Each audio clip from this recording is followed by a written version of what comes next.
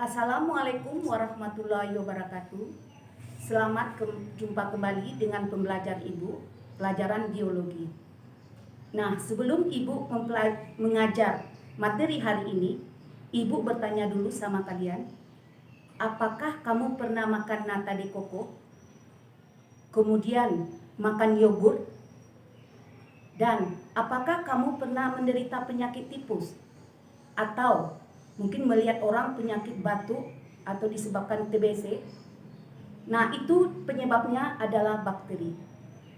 Nah, hari ini Ibu akan masuk materi kita hari ini yaitu KD 3.5, yaitu mengidentifikasi struktur, cara hidup, reproduksi, dan peranan bakteri dalam kehidupan.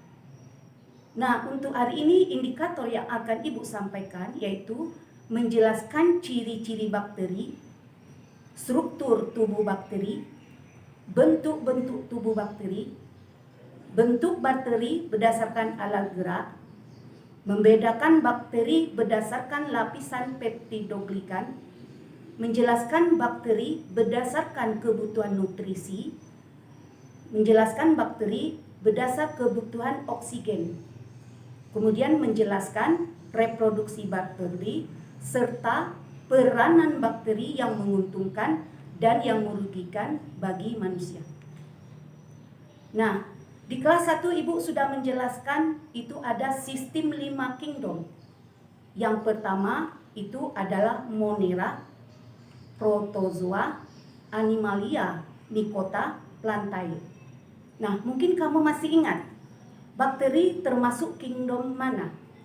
Yaitu kingdom Monera. Nah, sistem 5 kingdom ini menurut Whittaker. Nah, coba kamu perhatikan gambarnya. Lanjut. Sekarang Ibu akan masuk mengenai ciri-ciri bakteri. Ciri-ciri bakteri yaitu bersel satu atau disebut dengan monoseluler. Ukurannya kecil, diameter tubuhnya 0,5 mikron. Pada umumnya tidak berklorofil. Inti sel belum mempunyai membran atau disebut dengan prokarion. Dapat dihidup di segala tempat, kemudian lebih tahan pada suhu rendah yaitu 4 derajat Celcius. Dinding sel mengandung senyawa peptidoglikan, kemudian berbentuk batang bola, spiral. Dan berkembang biak dengan cara membelah diri dan konjugasi, transformasi, dan transduksi. Coba kamu perhatikan struktur tubuh bakteri.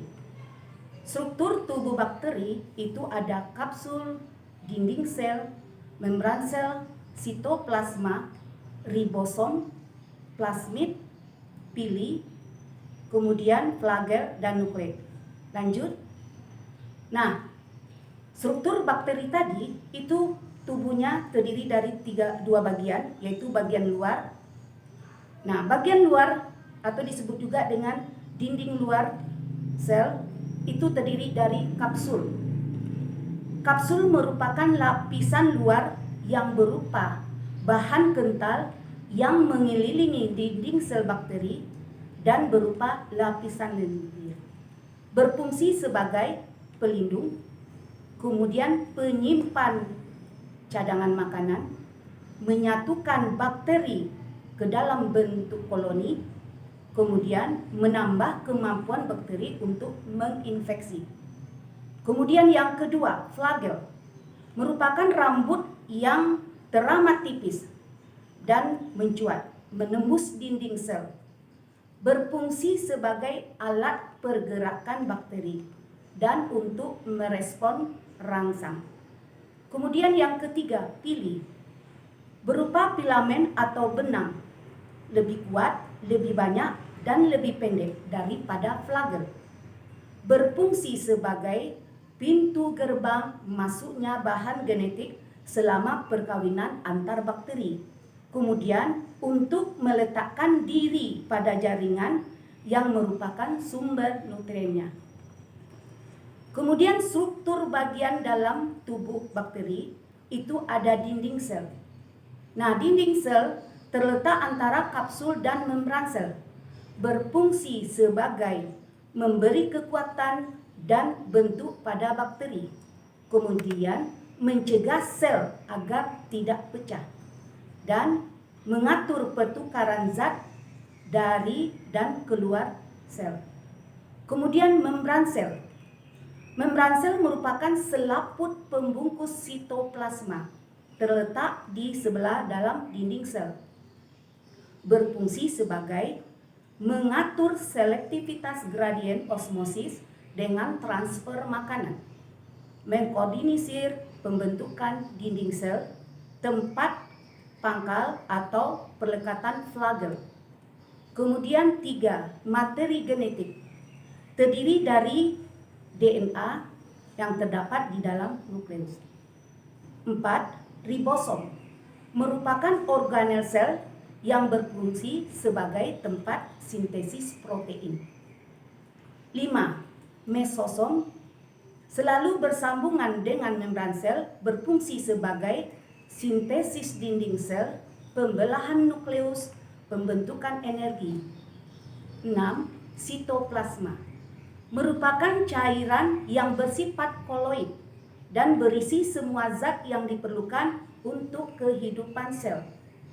Terdiri atas daerah sitoplasma berisi partikel RNA, protein atau ribosom. Daerah nukleus terdiri atas kromosom. Bagian zat cair terdiri atas lipid, glikogen, polifosfat, dan pati. 7, plasmid. Merupakan kepingan hasil DNA yang terpisah dari bagian besar DNA dan membentuk cincin. Berfungsi sebagai vektor pembawa DNA asing ke dalam bakteri inang. Kemudian pertahanan sel bakteri terhadap lingkungan yang tidak menguntungkan. Nah, coba perhatikan bentuk-bentuk bakteri. Di situ ada kokus bulat, basil batang, kemudian spirulum atau berbentuk spiral. Nah, kokus ada Diplococcus, Streptococcus, Staphylococcus. Sedangkan bacillus bentuknya ada Diplococcus, artinya 2 ya. Streptococcus bentuk rantai, kemudian ada Spirochete. Nah, sekarang berdasarkan alat gerak, bakteri dibedakan monotrik. Kamu perhatikan gambarnya, lopotrik, amfiotrik, dan peritrik. Ya, perhatikan gambarnya. Di mana letak flagelnya tersebut atau alat geraknya. Nah, lanjut. Nah, berdasarkan lapisan peptidoglycan, bakteri dapat dibedakan menjadi 2. Yang pertama, bakteri gram positif. Merupakan bakteri yang tidak dapat dihilangkan warnanya dengan etil alkohol 95%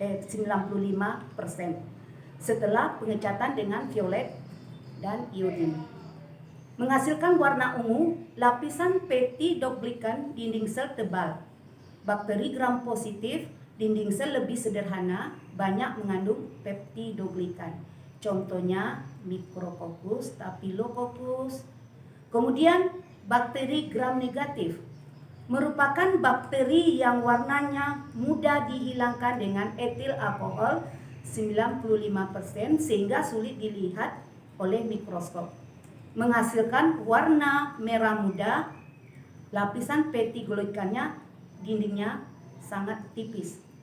Dinding sel lebih kompleks dan peptidoglycan lebih sedikit.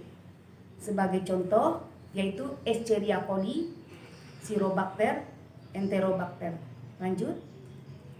Berdasarkan kebutuhan nutrisinya, bakteri dibedakan menjadi 2. Bakteri heterotrof merupakan bakteri yang tidak dapat membuat makanan sendiri, dibedakan menjadi 2. Bakteri saprofit yaitu bakteri yang memperoleh makanannya dari makhluk hidup yang sudah mati seperti bangkai. Dan bakteri parasit, yaitu bakteri yang memperoleh makanannya dari sel inangnya.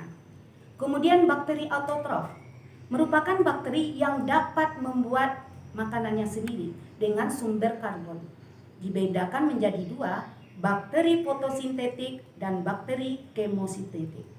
Ya, kalau bakteri fotosintetik itu menggunakan cahaya matahari sebagai sumber energi untuk membuat makanannya. Sedangkan kemosintetik atau disebut dengan kemoautotrof membuat makanan dengan menggunakan hasil reaksi kimia. Berdasarkan kebutuhan oksigen, bakteri dibedakan menjadi dua, yaitu bakteri aerob merupakan bakteri yang memerlukan oksigen bebas dalam kehidupan dan untuk mengoksidasi zat makanan. Salah satu contoh bakteri aerob adalah bakteri nitrifikasi yang akan mengubah amonia menjadi nitrat. Kemudian bakteri anaerob. Bakteri anaerob merupakan bakteri yang tidak memerlukan oksigen dalam kehidupannya. Contoh bakteri anaerob adalah Micrococcus denitrificans yang dapat merombak senyawa menjadi metan. Nah, bagaimana reproduksi daripada bakteri? Itu ada dua, reproduksi secara aseksual atau tak kawin dengan membelah diri. Nah, pembelahan sel bakteri, pembelahan atau disebut juga dengan pembelahan biner, yaitu setiap sel membelah menjadi dua.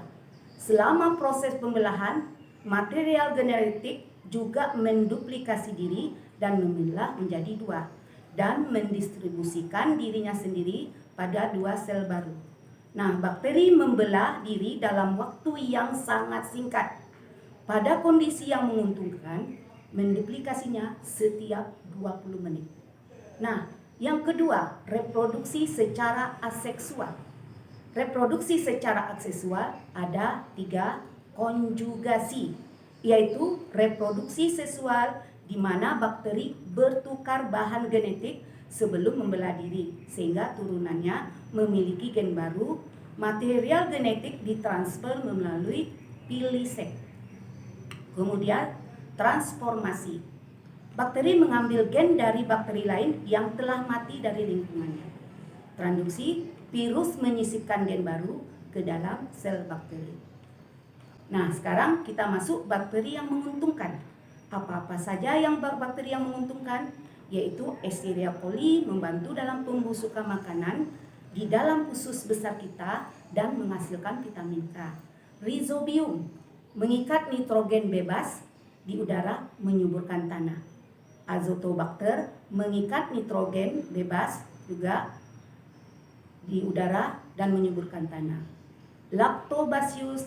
Lactobacillus casei membantu fermentasi pada proses pembuatan keju.